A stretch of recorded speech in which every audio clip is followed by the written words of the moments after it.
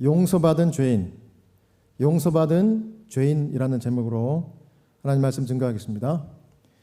우리 먼저 로마서 8장 33, 34절을 함께 한 목소리로 읽겠습니다. 로마서 8장 33, 34절입니다. 시작. 누가 능히 하나님의 택하신 자들을 송사하리요 의롭다 하신 이는 하나님이시니 누가 정죄하리요 죽으실 뿐 아니라 다시 살아나신 이는 그리스도 예수시니 그는 하나님 우편에 계신 자요 우리를 위하여 간구하시는 자신이라. 아멘. 하나님은 저와 여러분이 용서받은 죄인으로 하나님 기뻐하는 삶을 살게 되기 원하십니다.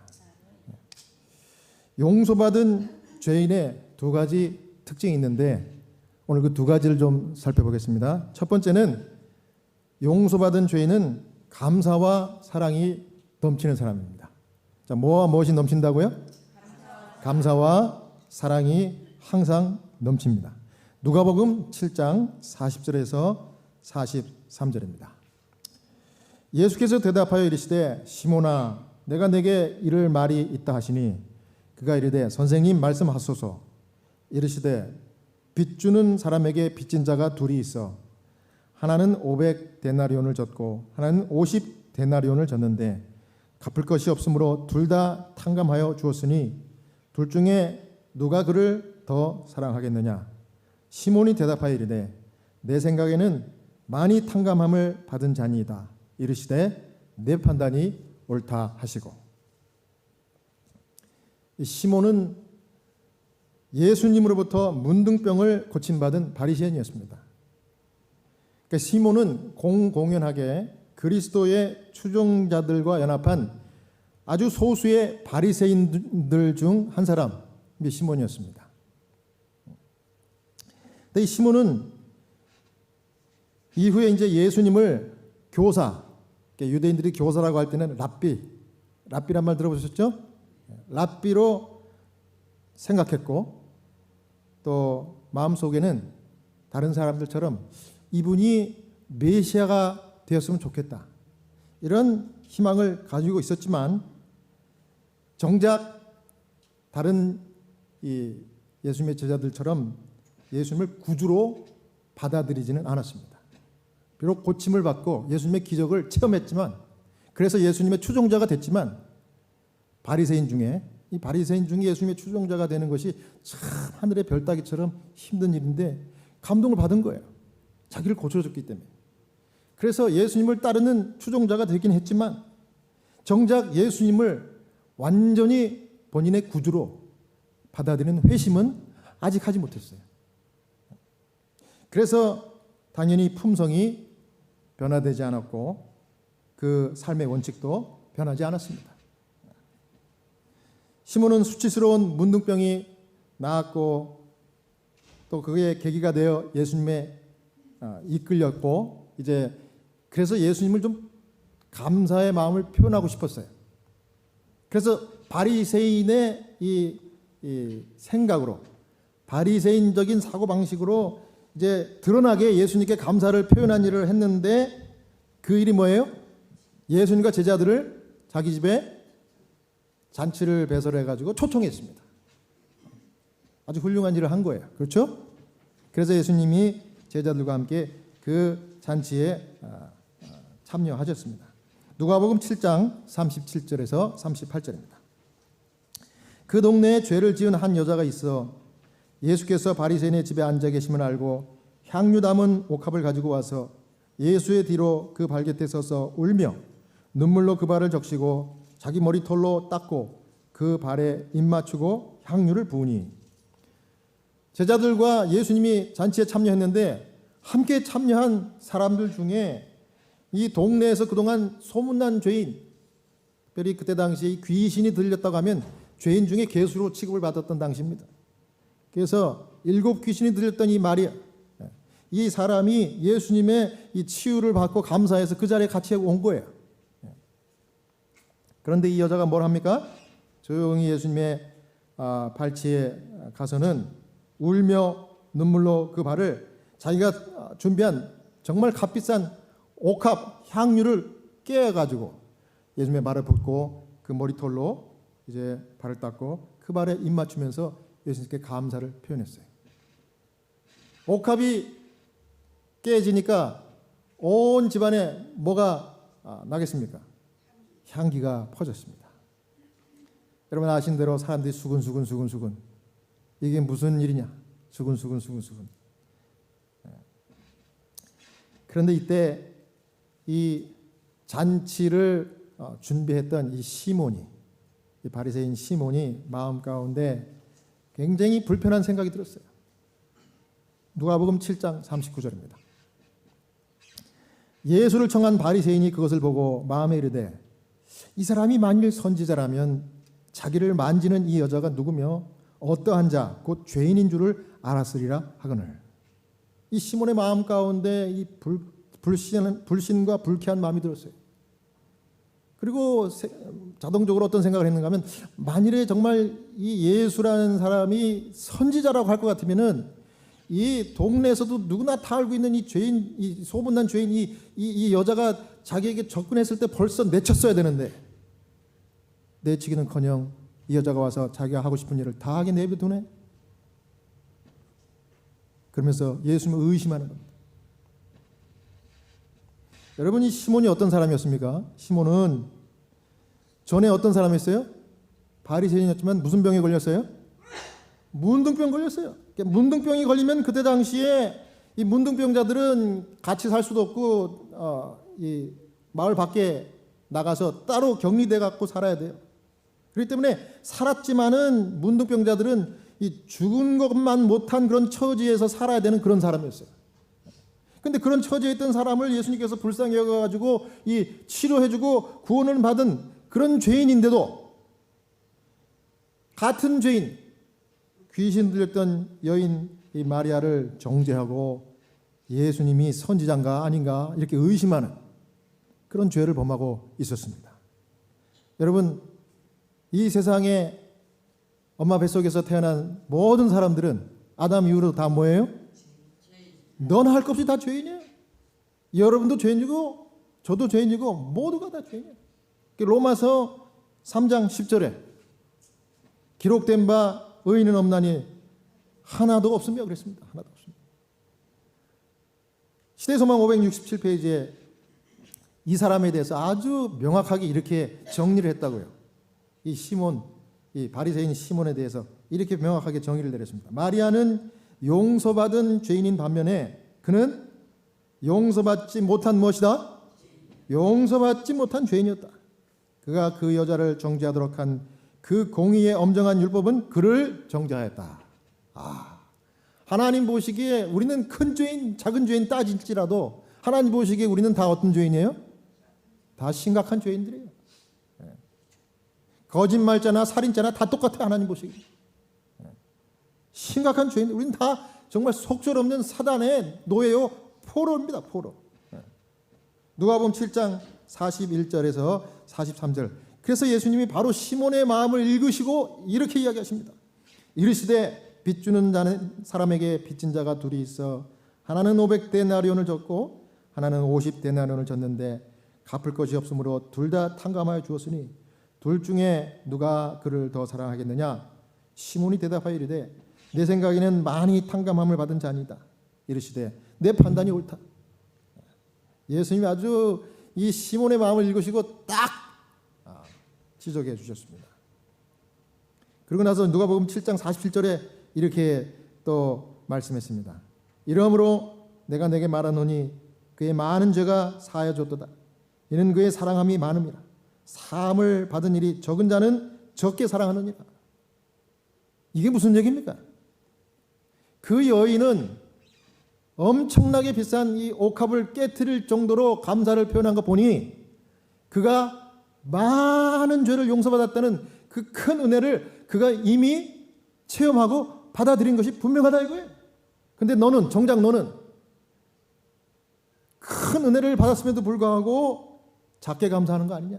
그거예요. 그러니 너는 적은 은혜를 받은 것이냐? 아니면 은혜를 받았다고 생각지 않는 것이냐? 주님이 그렇게 반문하듯이 정리하고 말씀하신 겁니다. 시대소망이 아주 정확하게 또 표현했습니다. 구주께 대한 시몬의 냉정함과 태만은 그가 받은 자비를 얼마나 가볍게 평가하는지를 보여주었다. 그는 예수님을 자기 집에 초청함으로 그분을 기쁘시게 하였다고 생각했다. 그러나 이제 그는 자기 자신의 상태 그대로를 보았다. 시몬이 그의 손님의 마음을 다 알고 있다고 생각할 때에 그의 손님은 그의 마음을 이미 알고 계셨다. 그는 자신에 대한 그리스도의 판단이 얼마나 참된지를 알았다. 그의 종교는 바리새주의의 두루마기를 걸치고 있었다. 그는 예수의 동정을 멸시하였다. 그는 그분을 하나님의 대표자로 인정하지 않았다. 여기 문둥병 고침을 받았던 이 바리새인 시몬은 바리새주의식으로 예수님을 기쁘시게 하는 일을 했기 때문에 그래서 잔치를 베푼 거예요. 그래서 행함으로 그렇게 한 거예요. 잔치를 베풀어 드린 것으로 예수님을 기쁘시게 하는 일을 내가 다 했다 이렇게 생각했는데 주님은 정작 뭐라고 그래요? 충분하지 않다.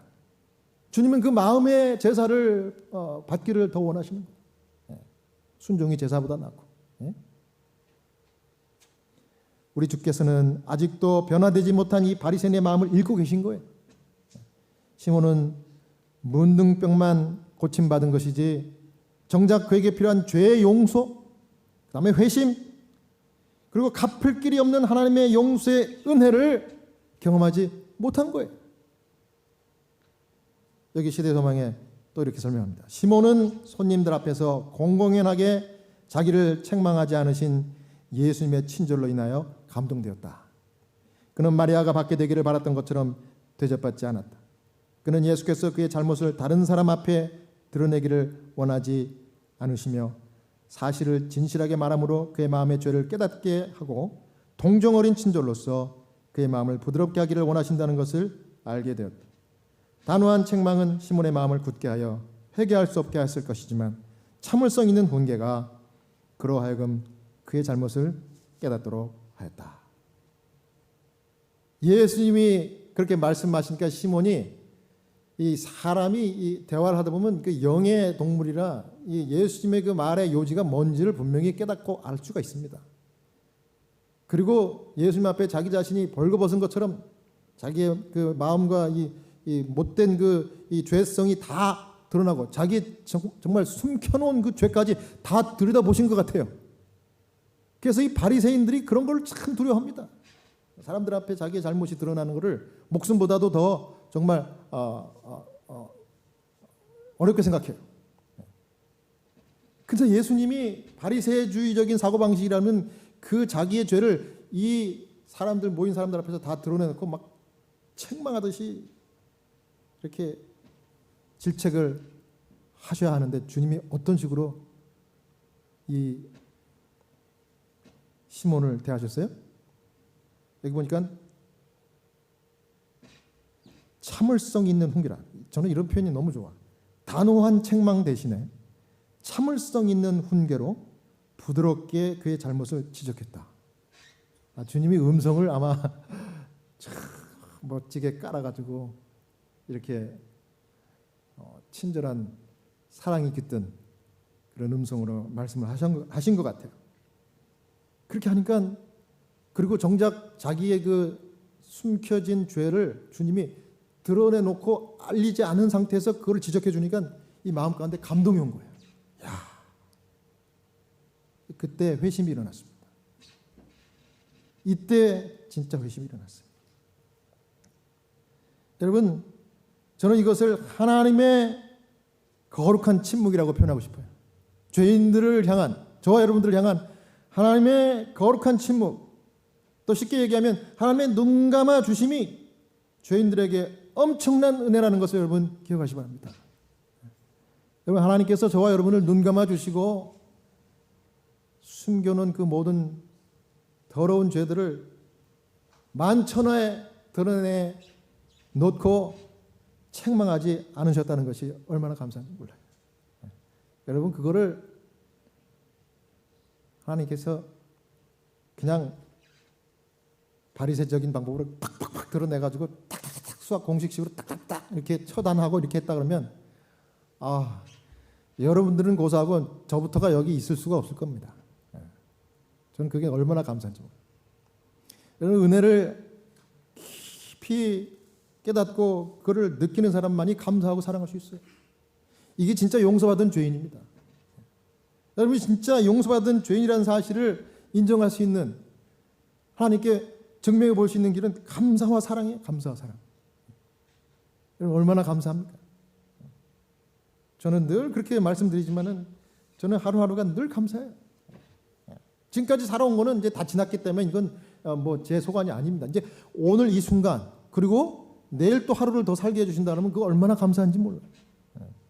왜냐하면 저는 제 눈앞에서 어제까지 참 너무 즐거운 대화를 했던 그 호스피스 환자분이 갑자기 돌아가셨다는 그런 소식을 날마다 그렇게, 거의 날마다 이렇게 접하니까 나도 그렇게 갈 수도 있겠다는 생각 때문에 늘 하루하루 사는 게 얼마나 빚진 마음인지 몰라요.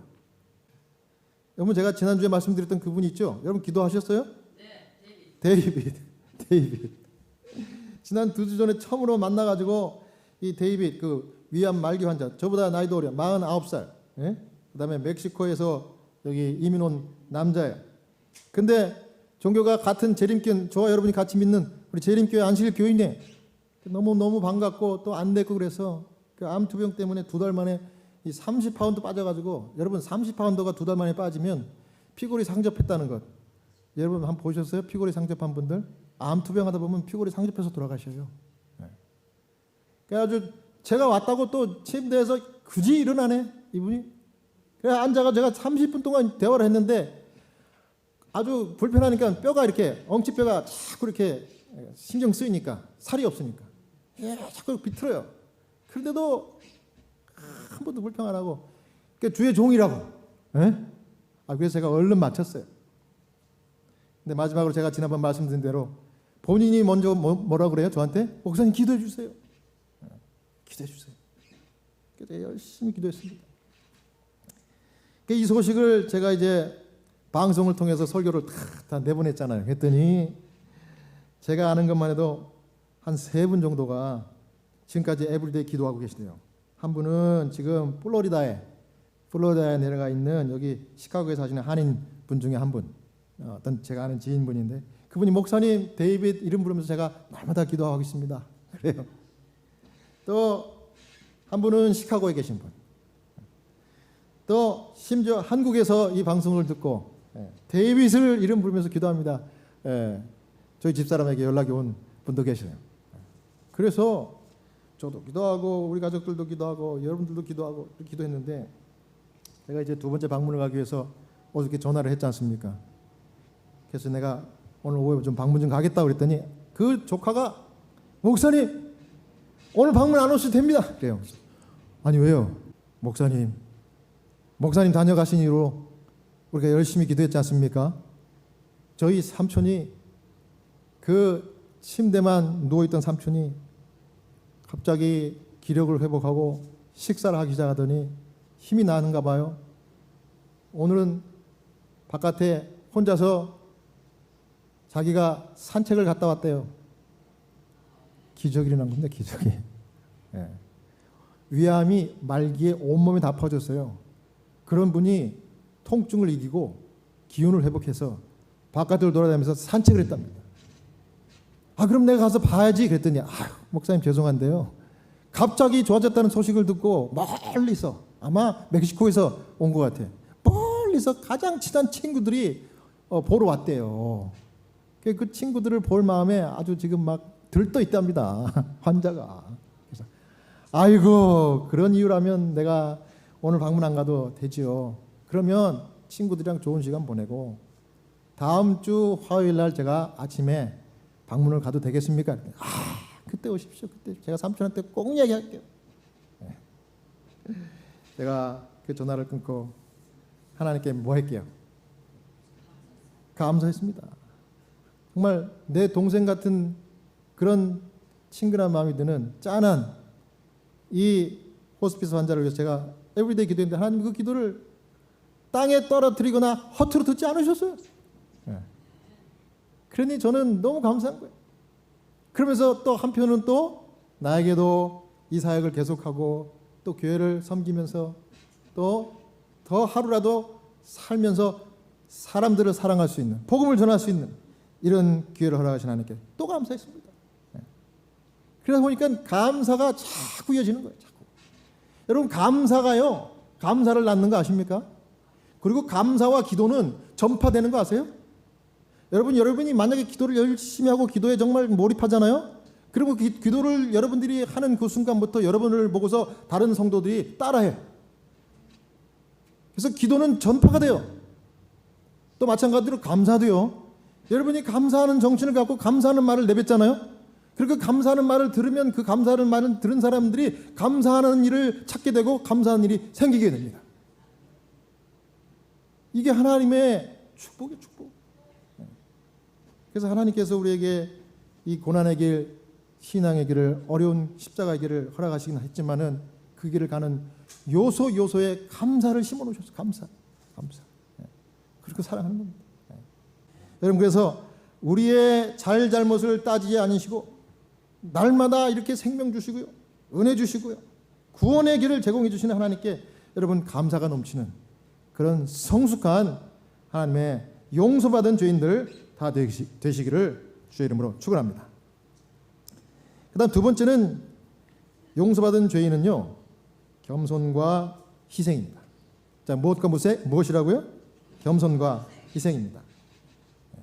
예수님이 이제 또 부연해서 설명합니다. 누가복음 7장 44절에서 46절입니다. 그 여자를 돌아보시며 시몬에게 이르시되 이 여자를 보느냐?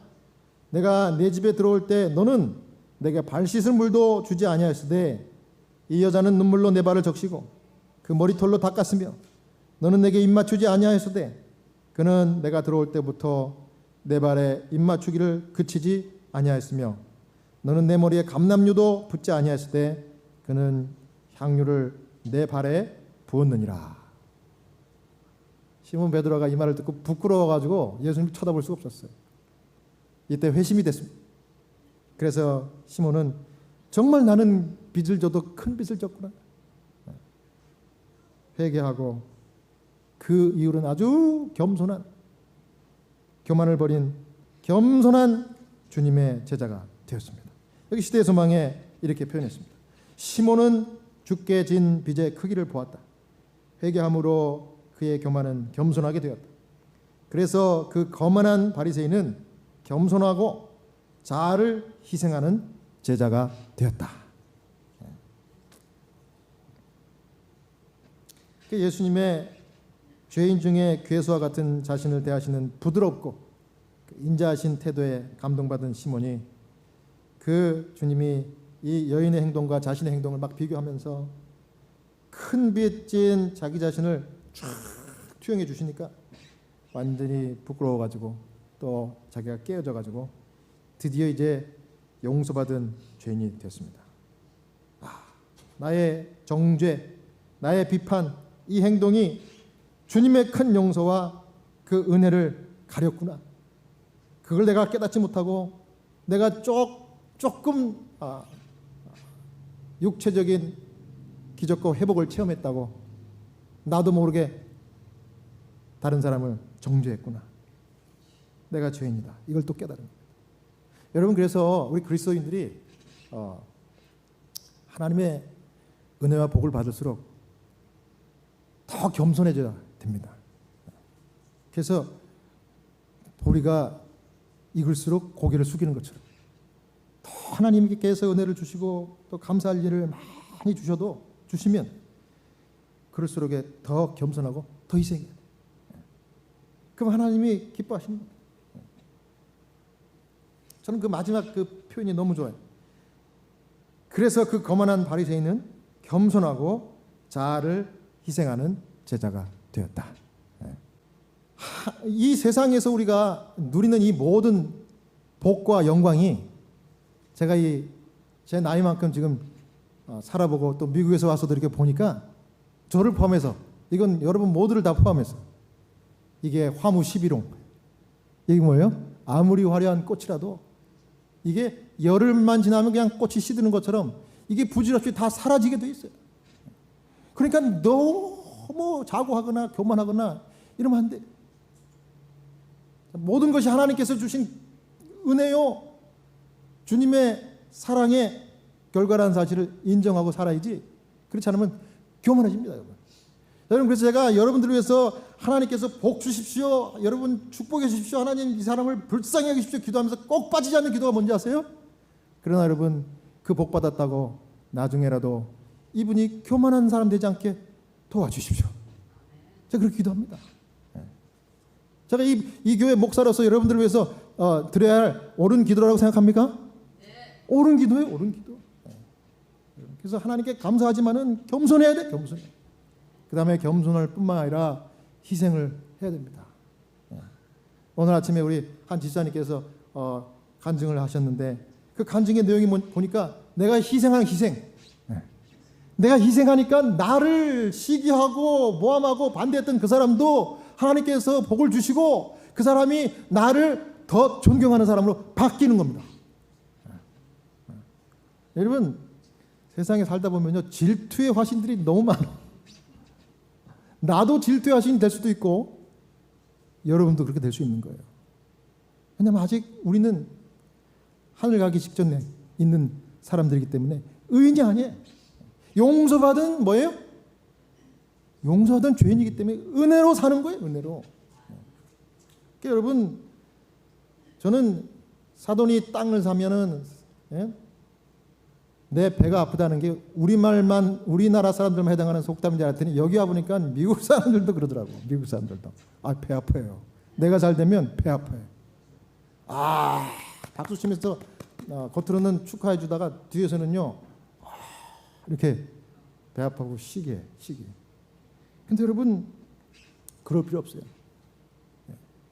그 시기를 받을 만큼 잘 된 그 사람도 언젠가는 또 내려올 때가 있어요, 분명히. 그 인생은 롤러코스터예요.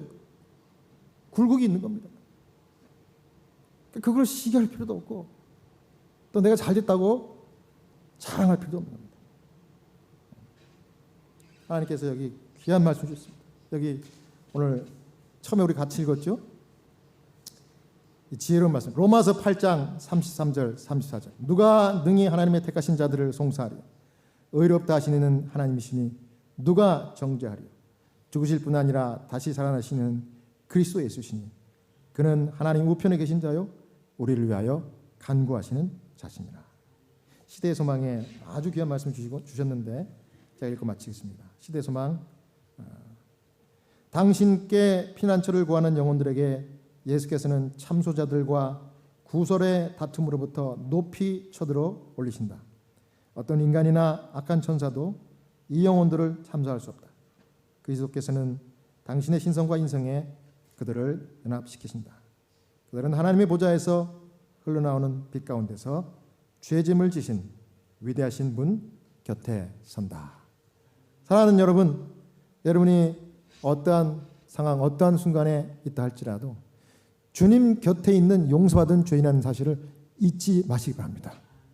그러면 주님이 여기 말씀대로 뭐예요? 누가 참소해도 누가 고소해도 하나님께서 끝까지 붙드시고 그 다음에 복과 하나님의 은혜를 넘치도록 부어주시는데 또 낙심한다 할지라도 또 실망한다 할지라도 하나님께서 다시 일으켜 세워주실 줄로 믿습니다. 이와 같이 하나님 앞에 겸손한 희생 또 감사와 사랑이 넘쳐 정말 주님을 기뻐 받으시는 제사를 날마다 올려드릴 수 있는 용서받은 죄인의 삶을 신실하게 사시는 그런 모두가 되시길 바라면서 오늘 말씀을 마치겠습니다.